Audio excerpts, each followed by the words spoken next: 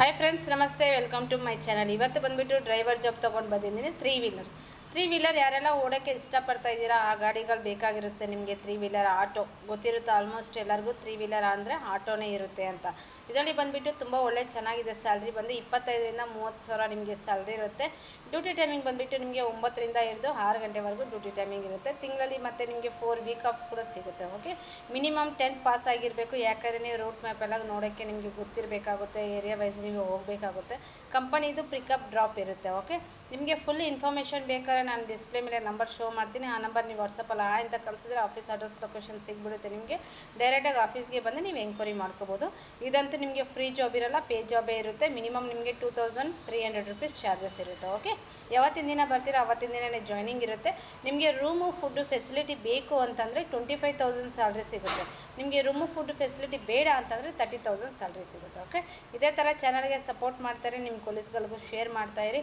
thank you for support